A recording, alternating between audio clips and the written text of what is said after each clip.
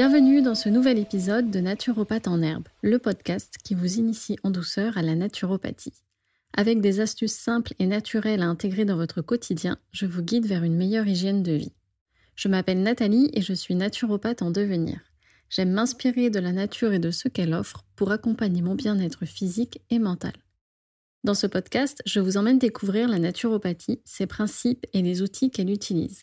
Je vous propose de comprendre comment rester en bonne santé avec plus de naturel dans votre vie.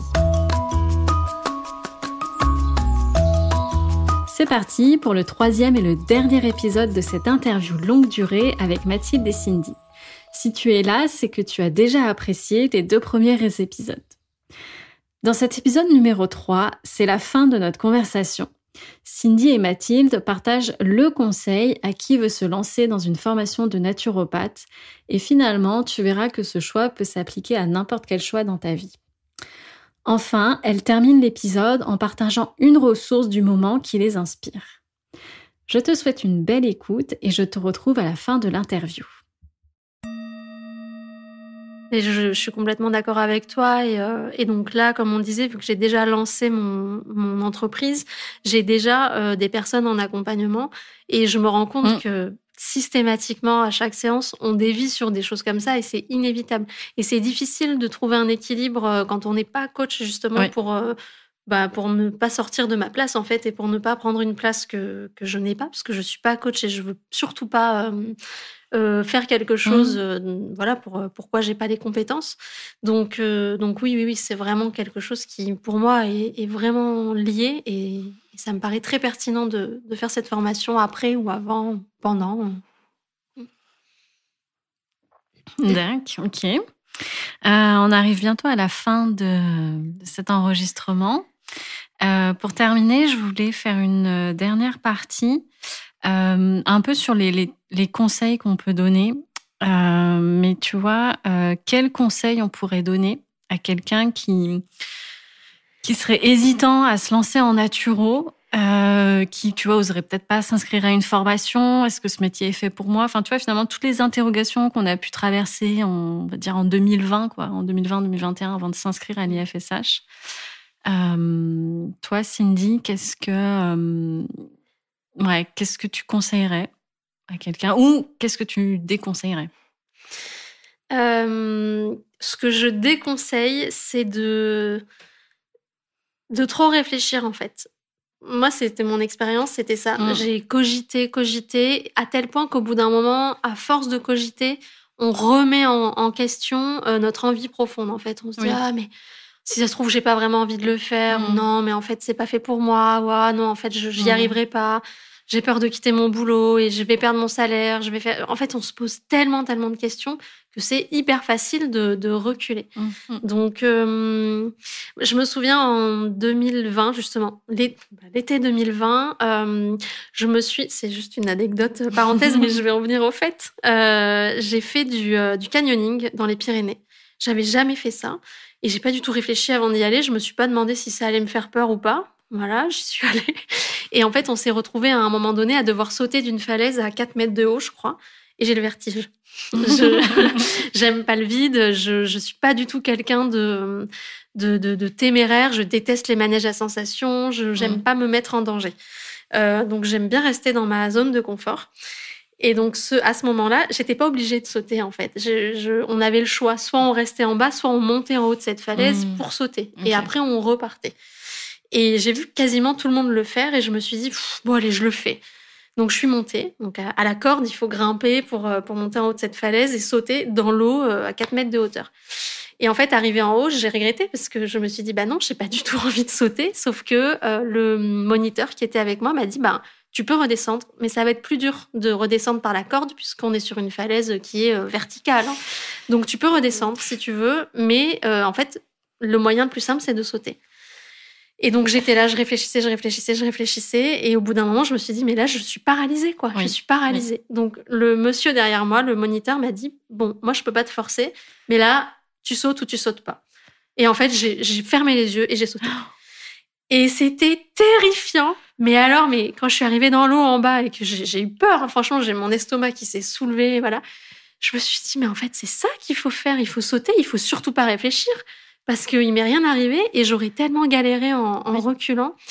Et en fait, ce truc-là, je m'en rappelle à chaque fois que j'ai une décision à prendre et que je cogite et que je me dis mais je vais pas le faire et je vais pas y arriver parce que je suis quelqu'un de très indécis et je peux vraiment prendre une décision et puis revenir dessus 2 minutes après et puis faire ça comme ça, des petits allers-retours pendant des mois et des mois.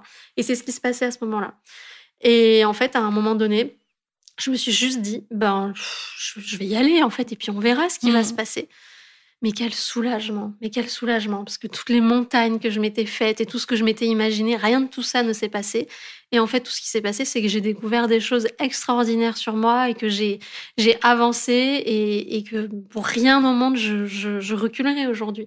Donc, le seul conseil que je peux donner, si vraiment on se pose la question, c'est pas un conseil technique, c'est pas un conseil très pragmatique, c'est juste là, il faut arrêter de réfléchir, il faut sauter, parce que sinon... À force de réfléchir, on peut vraiment passer à côté des choses, quoi. Voilà. Chouette aventure, oui. Oui.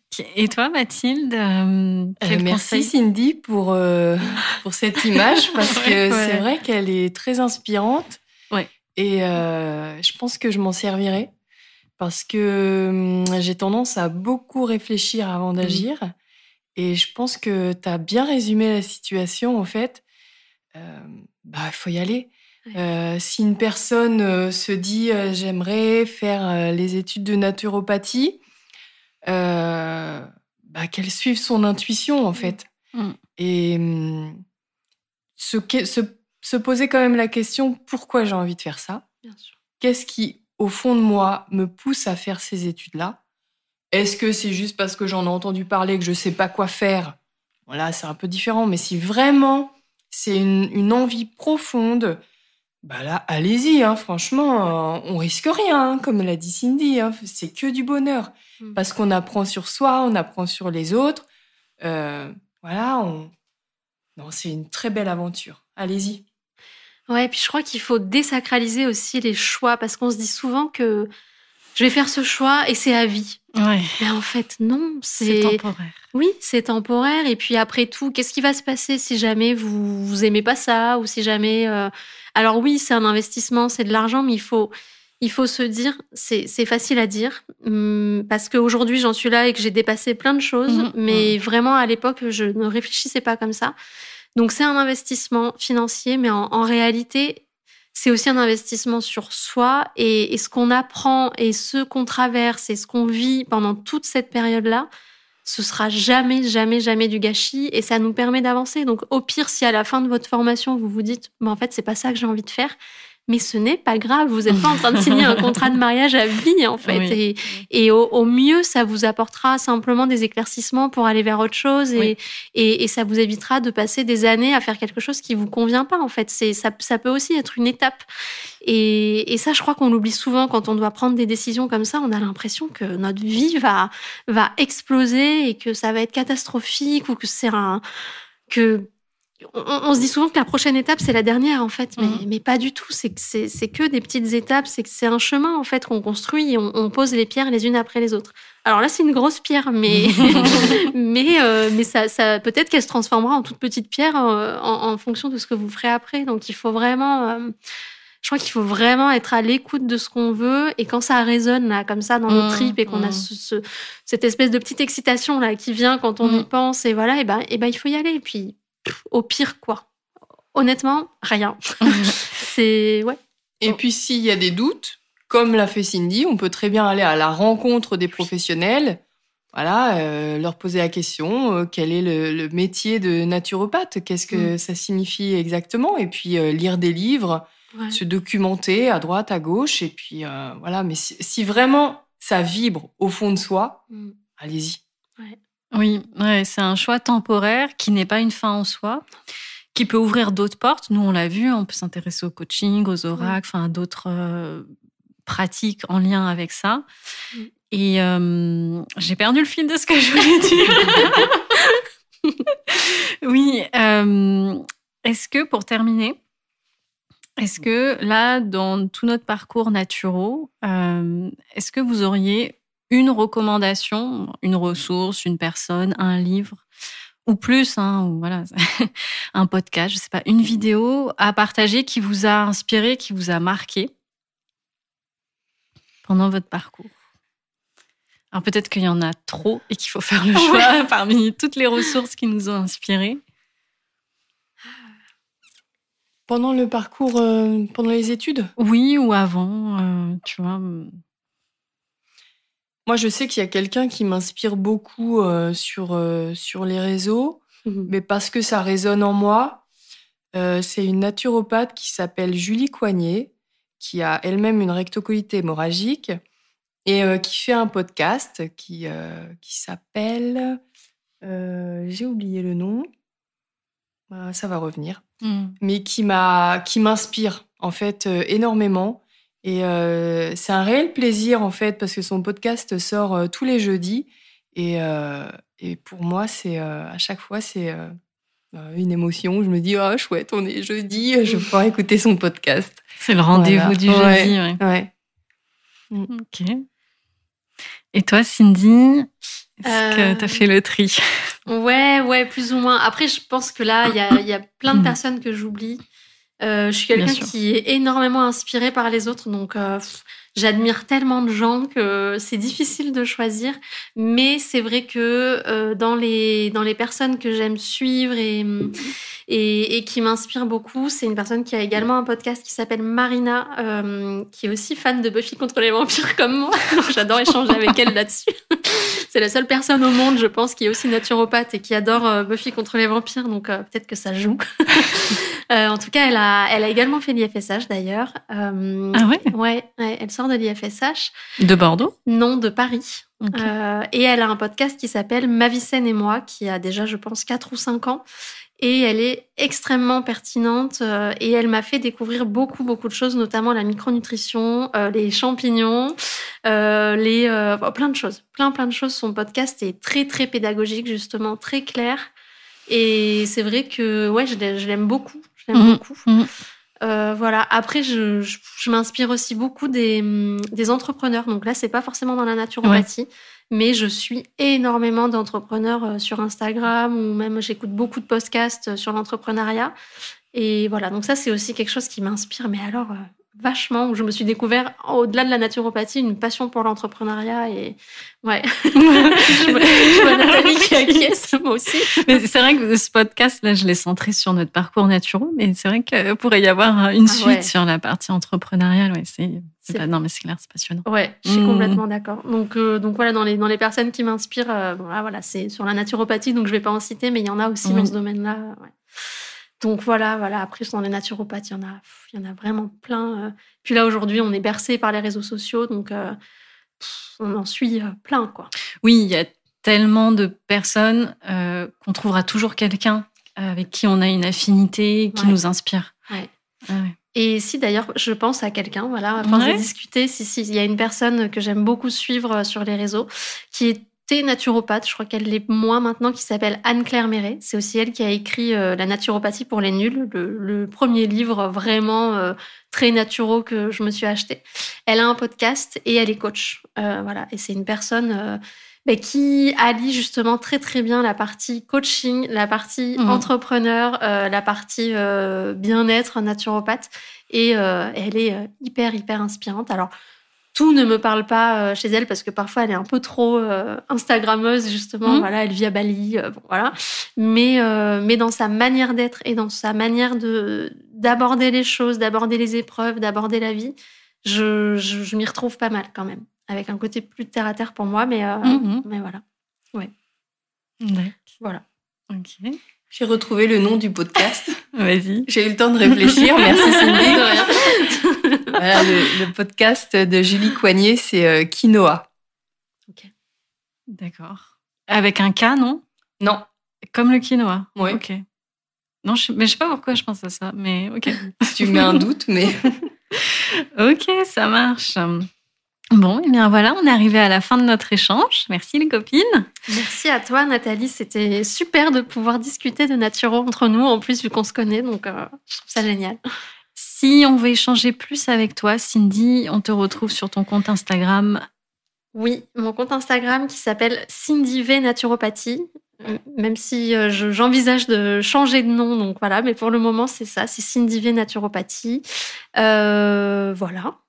Tu proposes un accompagnement dans le cadre de la gestion du stress et du burn-out. Ouais, c'est un accompagnement de 3 mois qui s'appelle Charge Me Up.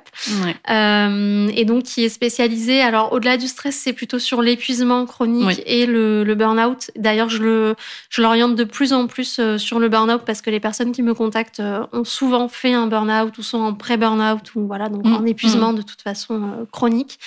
Voilà, donc il est disponible. C'est un accompagnement individuel où je suis les personnes chaque semaine pendant 3 mois, où je propose un programme personnalisé en fait par rapport à ce que me dit la personne, par rapport à ses problématiques, par rapport à ce qu'elle veut surmonter, par rapport à l'étape aussi où elle en est en fait tout simplement dans sa vie, pourquoi est-ce qu'elle me consulte. On échange, on fait une grande consultation, une première grande consultation et on établit un programme que la personne va suivre sur 3 mois. Et dans ce programme-là, je reste disponible pour ces personnes-là sur WhatsApp notamment la journée, au cas où il y aurait des questions, au cas où il y aurait des blocages, au cas où j'essaye de proposer l'accompagnement que j'aurais voulu moi pour sortir de cette fatigue chronique, de cet épuisement chronique. J'aurais vraiment voulu qu'on m'aide et avoir quelqu'un qui soit là, qui soit disponible en fait pour moi pendant un laps de temps et qui m'apprenne à prendre de nouvelles habitudes. Et voilà, c'est exactement ce que je propose dans ce programme-là. Et c'est super enrichissant et voilà. Donc effectivement, si les personnes sont intéressées par ce genre d'accompagnement, c'est sur mon profil Instagram où on retrouve vraiment toutes les infos, notamment mon adresse mail, mes contacts, la description du programme sur Cindy V Naturopathie. Voilà. Et pour le mot de la fin, est-ce que tu veux partager une actualité ou peut-être quelque chose qui va prochainement arriver dans ton univers de naturopathe ? Ah, j'ai toujours plein d'idées, donc c'est difficile de dire à tel moment il y a ça qui va sortir, mais dans les mois à venir, bon alors déjà il y a une newsletter qui arrive, donc je vais sortir une newsletter là. Là je saute de la falaise de nouveau, hein, parce que chaque fois que je fais un nouveau truc, j'aimerais beaucoup faire un podcast, mais voilà ça c'est quelque chose que j'ai envie de faire depuis longtemps et que j'essaye de préparer. Et sinon je vais également sortir un nouveau programme dans les mois à venir. J'ai pas de date précise, qui sera vraiment spécifique au sommeil, parce que c'est des problématiques qui reviennent souvent. Et voilà. Et moi, c'est difficile en fait de dire à quelqu'un je vais pouvoir vous accompagner, comme tu disais Mathilde tout à l'heure. Des fois, il faut savoir dire là on peut pas travailler ça tant qu'on n'a pas travaillé autre chose. Et parfois dans des problématiques de fatigue ou simplement même de la perte de poids ou des choses comme ça, on peut pas travailler dessus si le problème de base c'est le sommeil. Et c'est quand même pas quelque chose qui se soigne en claquant des doigts. Donc je suis en train de travailler sur un accompagnement pour traiter les troubles du sommeil et pour accompagner les personnes qui ont des troubles du sommeil, pour en sortir. Sachant que je vis avec un conjoint qui a énormément de troubles du sommeil et que ça fait 7 ans que je pratique sur lui, donc j'ai eu le temps de m'entraîner à plusieurs techniques. T'as un très bon cobaye à la maison. Exactement. Ça marche. Merci Cindy. De rien. Et toi Mathilde, on peut aussi te retrouver sur Instagram, sur ton compte. Oui, tout à fait, sur Instagram, mon compte qui s'appelle Mathilde Naturopathie Bordeaux, et entre chaque mot, le tiré du bas. Ok, très bien. Et pour le mot de la fin, est-ce que tu veux partager une actualité du mois ou dans les mois à venir ? Oui, alors au mois de mai, j'organise une rencontre des thérapeutes du bien-être sur Bordeaux. Voilà, donc je me lance. Je suis. En fait, c'est parti d'une idée. Un dimanche matin, j'allume mon téléphone et puis, je sais pas, j'ai eu une idée en me disant mais en fait, j'ai une communauté sur Instagram, mais qui sont ces gens ? Est-ce qu'ils habitent à Bordeaux ? Est-ce que c'est des thérapeutes ? Qui sont-ils ? Et puis, de fil en aiguille, je me dis, tiens, j'aimerais bien les rencontrer. Parce qu'effectivement, il y avait quand même pas mal de thérapeutes dans la communauté.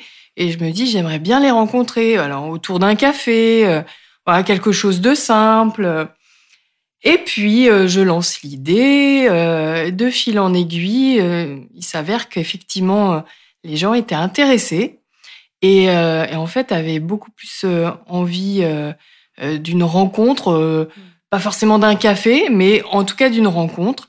Et donc cette rencontre va avoir lieu en mai, et à ce jour, il y a environ 17 personnes qui sont intéressées. Et parmi ces thérapeutes, donc on va retrouver des naturopathes, sophrologues, des gens qui font des cercles de femmes, qui font du chant, de la danse, du yoga, des masseuses, des personnes qui animent des bains de forêt, profs de pilates, des gens qui font du reiki. Voilà, mais c'est hyper riche. Et en fait, ce sera l'occasion pour chaque thérapeute de présenter sa pratique et de créer un lien entre chaque participant, et pourquoi pas de faire émerger de futurs projets pour mettre en place des ateliers, des séjours. Voilà, c'était une idée simple à la base qui prend une belle énergie. Franchement, j'ai hâte de voir tous ces thérapeutes parce que ça va être hyper riche. Si la rencontre est complète ou si on ne pouvait pas être là en mai pour y assister, on peut bien sûr te contacter. Et dans l'éventualité, tu en reprogrammerais une prochainement. Oui, tout à fait. Oui, si ça marche bien. Oui, si ça marche bien. Parce que l'idée, c'est aussi qu'il y ait un temps d'échange. Alors, qui est d'abord 1 heure de présentation. Chacun se présente individuellement. Et l'heure suivante, que chacun puisse aller vers un thérapeute qui lui a bien plu, voilà, qui ait des temps d'échange comme ça, un peu informels. Et si on est trop nombreux, il y aura pas la fluidité que j'espère. Donc effectivement, il y aura une autre date de programmer plus tard. Je sais pas à quelle échéance pour le moment, mais je pense que oui, il y aura une prochaine, une rencontre suivante, c'est sûr. Chouette. Merci les copines. Est-ce que vous avez passé un bon moment? Oui, franchement, oui, j'ai adoré Nathalie. Ouais, j'ai adoré. C'était très riche, très intéressant d'écouter on a tous une approche différente et c'est ce qui fait la force aussi des naturopathes, c'est que on est des individus avant tout et on a chacun nos envies, notre vie. Notre histoire et j'ai adoré entendre la vôtre. Ouais, moi aussi, je suis hyper contente d'avoir été là. Je suis hyper contente de ton invitation. Merci beaucoup. C'est toujours c'est intéressant en fait de pouvoir déjà d'avoir l'occasion de prendre la parole sur ce sujet-là, parce que c'est rare qu'on puisse en parler autant. Donc c'est assez chouette, c'est assez grisant de pouvoir papoter autant sur ce sujet-là. Et comme tu dis, Mathilde, moi je trouve génial qu'on puisse échanger, surtout qu'on se connaît, mais bon, on a rarement le temps d'en discuter autant et à ce point-là, et que ce soit aussi guidé aussi, donc c'est bien. Et moi je trouve intéressant qu'on ait chacune notre histoire. On a des âges différents aussi, on a des parcours différents, donc je pense que ça s'entend dans nos manières de parler, dans nos manières d'évoquer les choses, dans nos manières de parler de la naturopathie, et je trouve ça très très chouette. Et comme tu dis, c'est bien parce que chaque personne peut se reconnaître dans l'une ou dans l'autre et peut aller piocher ce qui lui parle, et je trouve ça très bien. Donc je suis très contente, et puis bon, moi j'adore parler, donc c'est super. Ça marche. Bon, et ben mission accomplie. Merci. Merci à toi. Merci à toi, cher auditeur, chère auditrice, d'avoir écouté le podcast jusqu'au bout. Si nos parcours t'ont inspiré ou pourraient inspirer quelqu'un de ton entourage, n'hésite pas à partager l'épisode autour de toi et à nous envoyer un petit message pour nous partager ton avis sur l'épisode. Merci, et on se retrouve bientôt dans un prochain épisode. Merci beaucoup d'avoir écouté les épisodes jusqu'au bout. On a pris un grand plaisir à l'enregistrer toutes les 3. J'espère que leur expérience, leur parcours et leurs conseils a pu t'inspirer, que tu sois naturopathe, futur naturopathe ou curieux des parcours de reconversion professionnelle. Si cet épisode t'a plu et qu'il peut aider quelqu'un de ton entourage, je t'invite à le partager autour de toi. Si tu veux suivre nos aventures ou nous laisser un mot doux, tu peux nous contacter sur nos comptes Instagram. Tu peux contacter Mathilde sur son compte Mathilde-naturopathie-Bordeaux. Tu peux contacter Cindy à son compte Cindy V Naturopathie tout attaché. Et tu peux me contacter sur mon compte naturopathe.en.herbe. En attendant le prochain épisode du podcast, si tu souhaites écouter d'autres interviews, tu en trouveras plusieurs dans les précédents épisodes du podcast. Et sinon, je te dis à bientôt dans un nouvel épisode.